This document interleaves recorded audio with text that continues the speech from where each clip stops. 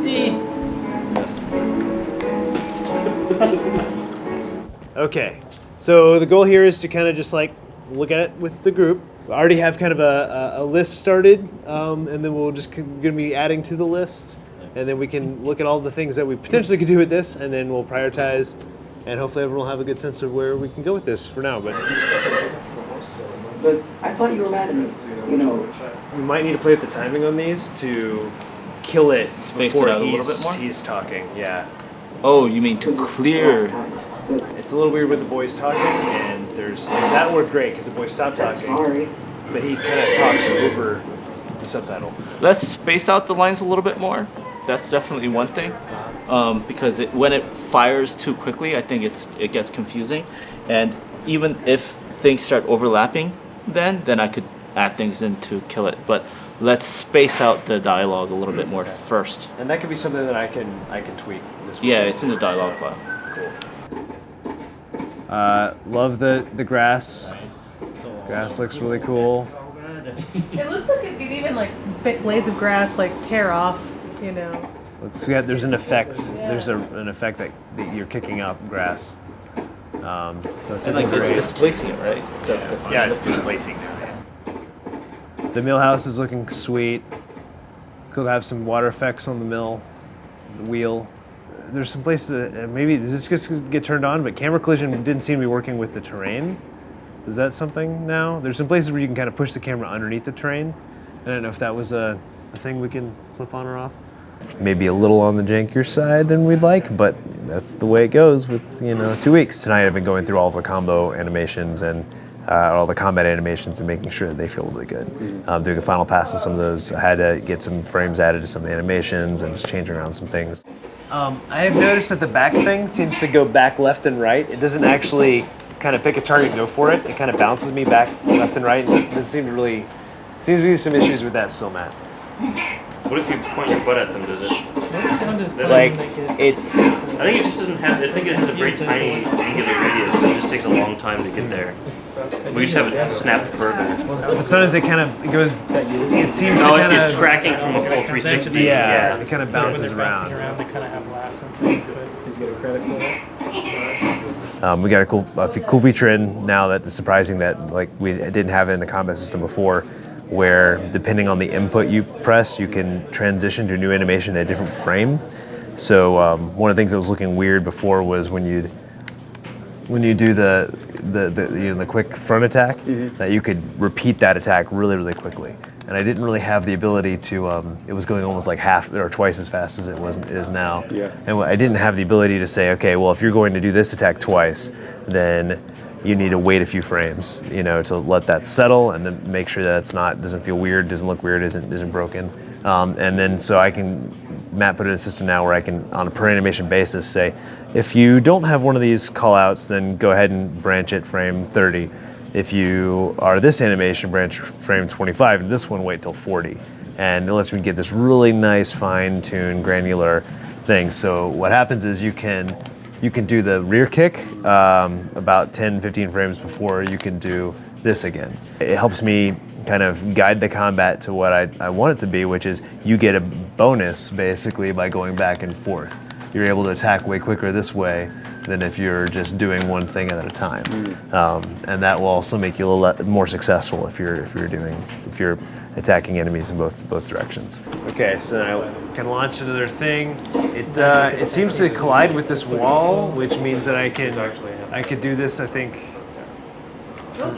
forever, and I don't think it'll hit. Is there a way to make it not collide with the wall or like other stuff? Because I think the problem was I was kind of over here and I shoot it, and I think it'd be better if it would just fly through the wall and still be able to go and collide with what it's trying to, instead of it's hitting the wall and kind of I think it's in the debris collide layer. I don't know. Yeah, we have to play the collide layer, I guess.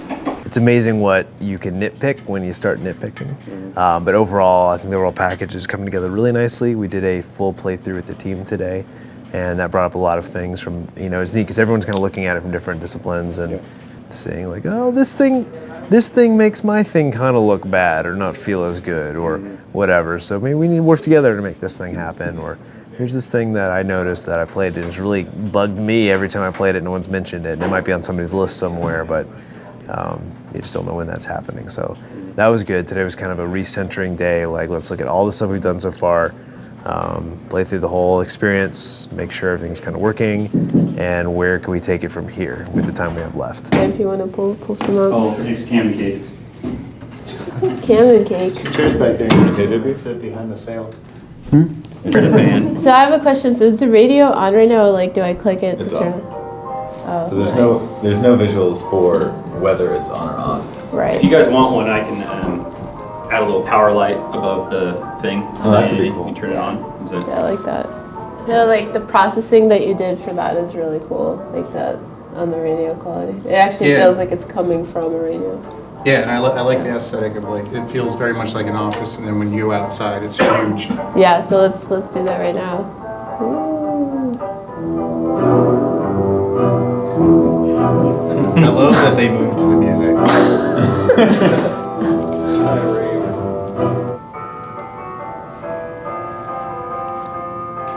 That's your Mr. Justice. The thing about the text here, Uh-huh. like when they're animating, your eyes kind of dart back and forth between the animation and the text, and you kind of lose track of what the current thing they're saying is. Because Oh, they're that's showing- because I'm skipping the line as well. It might, I think. Well, one thing I was thinking is if we Okay. had like a slight scrim above the current text, like even if it were Oh, parchment okay. color, but kind of Okay. like slightly transparent to fade out the line above it. Okay. I mean, I think I it don't would be easier if we just changed the text color of the previous lines. Can you Does do that? Yeah, that's easier than I think placing a thing just because Yeah, something like that. that way it's guaranteed which line is actually getting affected by that tint. Yeah, So, if we just if we want to do it's that. like 50% opacity or something. Yeah, they're all separate props. Something still readable, but obviously fading out. Yeah, that's good. That's like the iOS style fade out. That one thing Lee checked in for me that is that there's like stamp or like a sign on the X and a blank. And I'm hoping to just like, I want to see if the user can just figure it out, the player can figure it out. I don't want to be all like pop up stamp, like grab stamp, and you know what I mean? Like I just want it to be a little bit discoverable. Yeah. So. The stamp does feel like a set piece though. It doesn't feel like something to click on. Oh really? Is that because of the placement or just because of the proxy art? All this art is proxy, and I doubt I'm going to get, I mean, we keep adding other stuff, so I haven't had a chance to touch it, and I probably won't get too much chance to touch it, but I can prioritize like making the stamp pop out more. It looks like part of a painting, so that's why it felt like a background object. Yeah, I mean, part of that was just the overall idea that we were trying to keep this whole interface diegetic and not UI-like was the direction I was given, right? So, and there's still room within that idea to make things pop out, of course, using contrast and edges and all those sorts of things. So I can do that. But I think if you want it to be clearly an interactive thing, I'm not sure what other thing we would do other than like a hover highlight or something like that.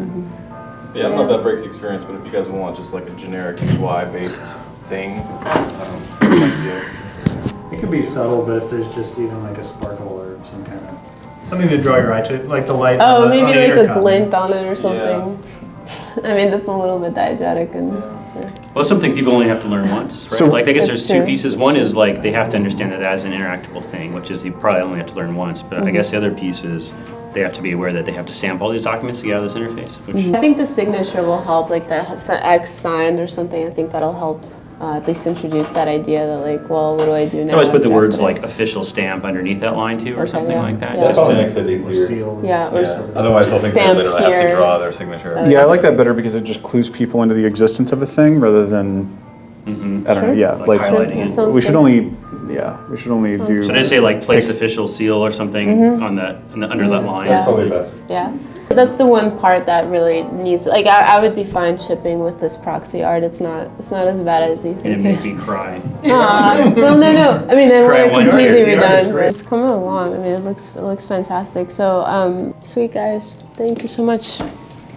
It's really cool to see it playable and like to have the whole team see it and like with everything kind of together. And I think people like dug it, or I hope they did. I don't know. There's still a lot of loose ends, basically.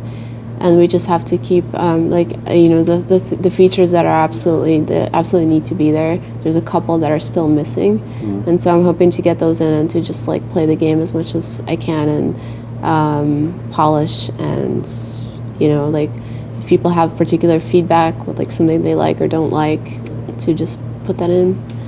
I think it's gonna be okay. Amazingly enough.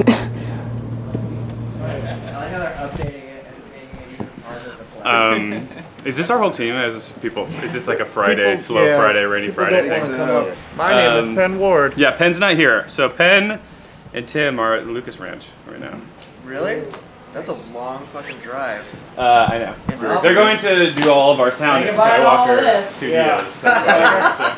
Tim was like, ready to go? And I was like, oh, what about stand-ups? And he was like, let's go. And I was like, all right, here we go. And I just texted Greg. I kind of couldn't make it. It was awesome, man. I saw the Holy Grail. It was amazing. It was real foggy, so like everything felt kind of flat, but it was like, felt like Lord of the Rings. And there were just like cows on the side of this really steep thing. You could, like they were yelling. It was raining, so we put boxes on our heads. Vining each other? We were taking some vines, maybe. There's only so much I can do at this point. I can just write stuff still. I'm working on the opening cutscene still. I was just recording sound effects for it. Someone on the team asked me to record it myself. So I'm doing that. I'd like to be able to play it. Like right now, we haven't been able to actually like play the game the way that I was imagining it yet. And that's just because all the parts have just been being built on their own, and now it's all just coming together. Some people are calling it a crash landing. I think it's normal landing. You'll want to see it though, I think. Okay, go up and tell them fuck you to everybody. Wait. Oh yeah, they're all getting done. They're all super creepy. They're trying to dart. They're trying to flank me, right? So they've got like basic. Look at Talbot coming for you too. I know. They've got like FPS AI right now where they're trying to get beside me, but I can freeze him if I look at him. Even Harry is working. It's like Boo style. Yeah. Wait, I haven't seen Harry in game yet. Where would you see him? He's over here. There he is. He's a little upset. Let's look at Harry. How you doing, Harry? How you doing, buddy? Oh, your anim's backwards. Hi, Harry. Dude, they're totally coming up behind you right now, aren't they? Yeah, they are. Fuck you, Harry. Oh, shit. Oh!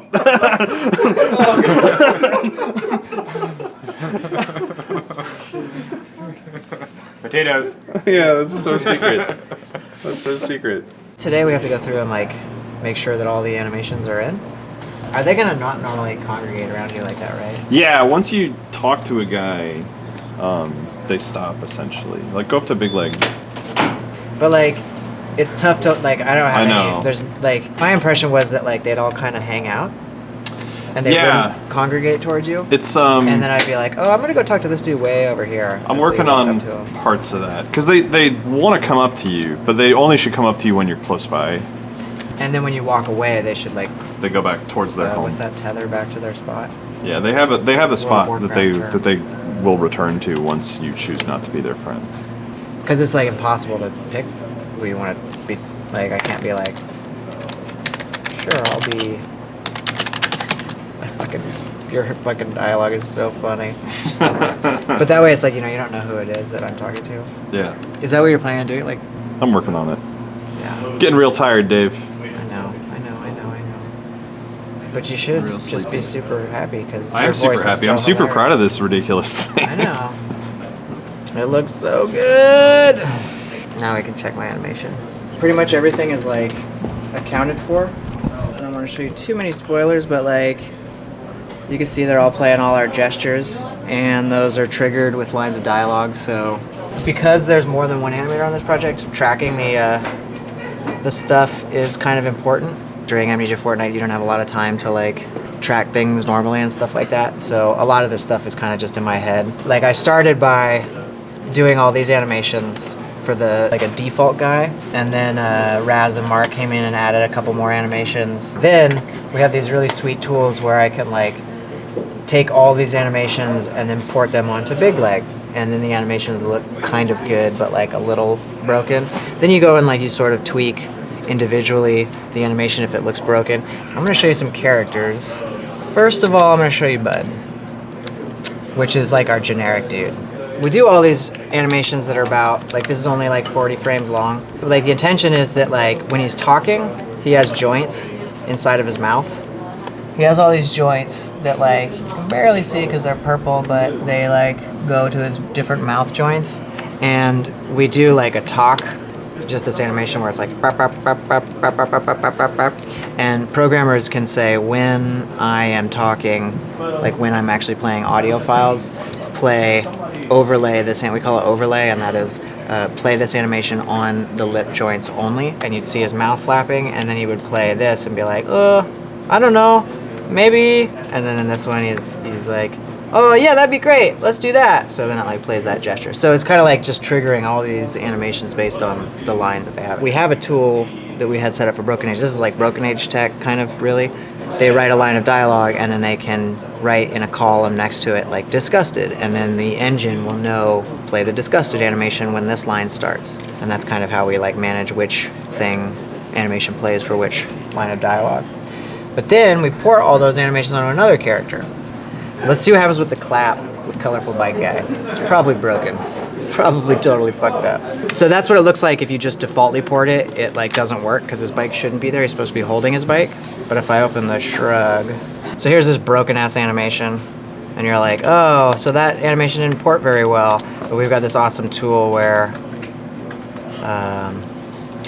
let's see, boom, and that's how we're able to do the massive amounts of animation.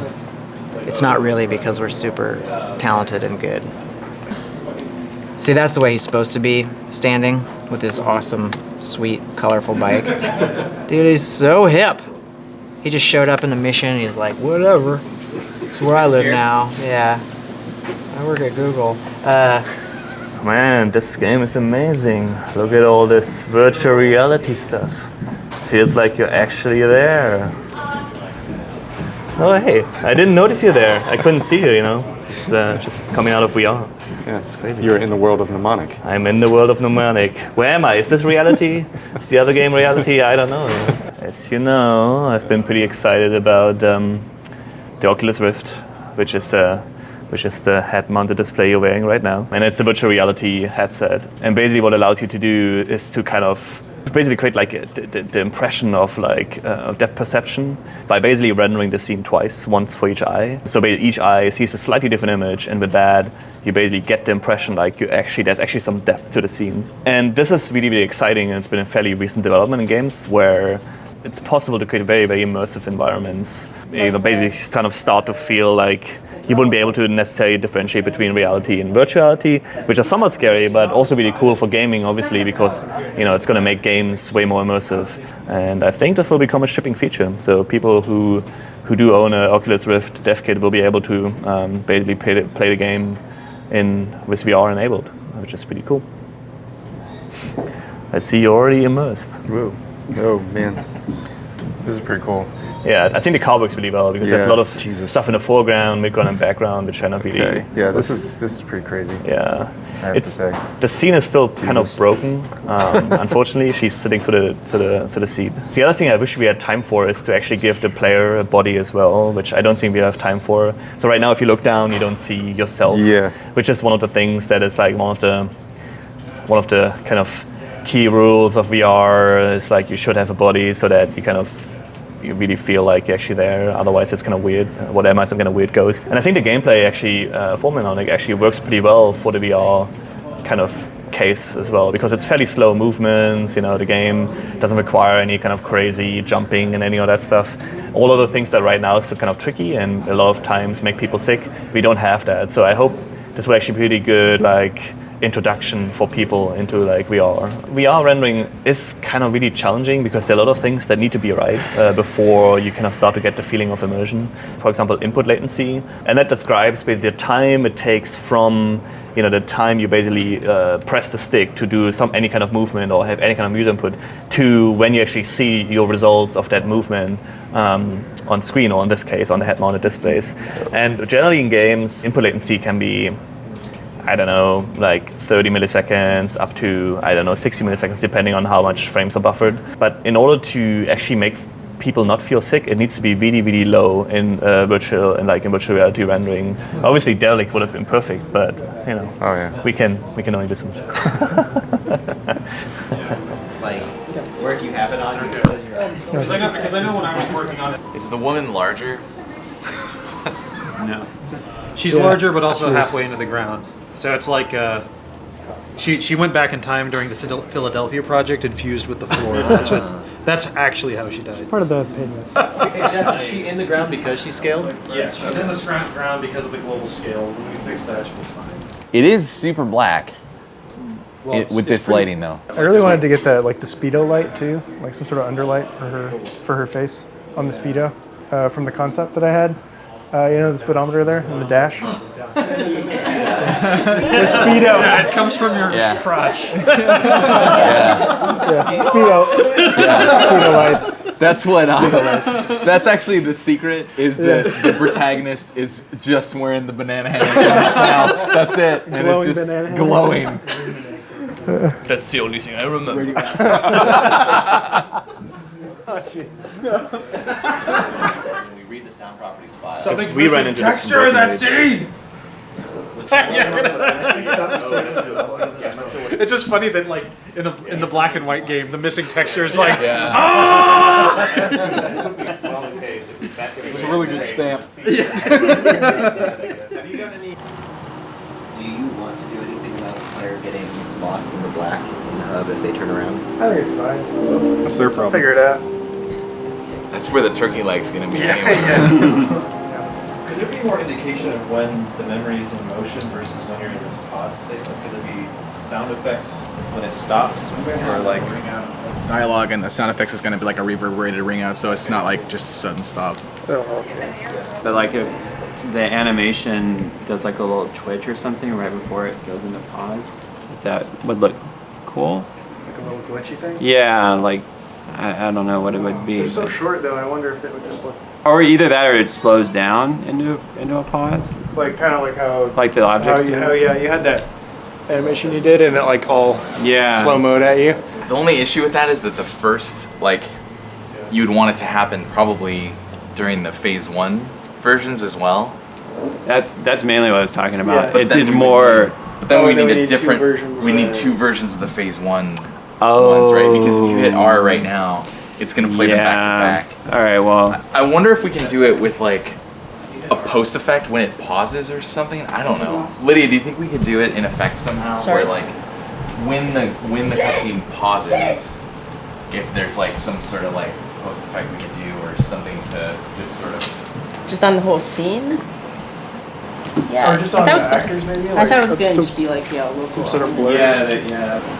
Wait, you mean in general or just? when the memory is actively playing, it could be clear. It could be, or vice versa. And then all of a sudden it's like you're jolted into, okay, now I have to act. It'd be nice if it was clear when it wasn't playing, but then that wouldn't make as much sense. Because you wouldn't want to walk around in like this Vaseline environment. Yeah. If we can just try to like isolate it as much as possible, I think. Just isolate that effect as much as possible to like the things in action. I think. That'd be probably best. Do you want to talk about the control scheme stuff? Yeah. Real quick, before we go. I think it should, if we can consolidate it down to one button for both the focus and the use your inventory, I think it would be really good. I don't think it's not like you have a bunch of inventory to scroll through. I and you know. have like 2 items. So it's like, the only crappy part would be where you're your inventory aiming, where you do move a little bit slower, right? It's not bad, but you're moving a little bit slower and you're trying to figure it out, whatever. Or just the things in your way. So you let go of the right click, it would completely go away. and then you move a little bit, and then you right click again, and now you're doing something else.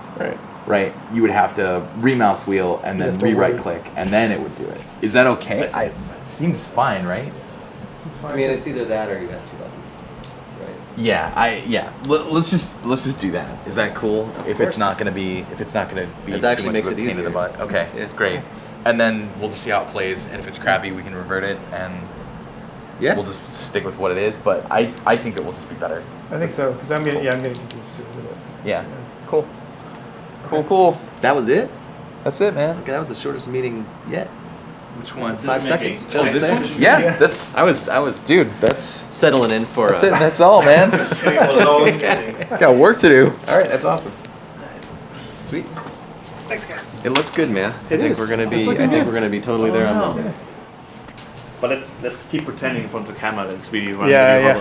Guys, we gotta do this. This is gonna be what a disaster. Tim's office and Oh no. have a moment. Let's all go to Tim's office. Tim, we have to talk. Like, we can't really playtest it because it's still impossible to playtest. So we'll see, like, what people can figure out. I think a couple of them are going to be pretty hard, and then a couple of them are going to be pretty easy. So we'll see. Maybe they'll all be easy, or maybe they'll be impossible. I don't know. I think it's also hard to say because I know all the puzzles, and you can like speed run it in like a minute, like literally. You could probably do it in 30 seconds, actually, if you know exactly what to do. I think it's definitely coming together. Like you can tell the pieces are starting to fit, and I had forgotten what it was going to be for a little bit there, and now I'm like pretty excited that it could be pretty cool. Derek interview.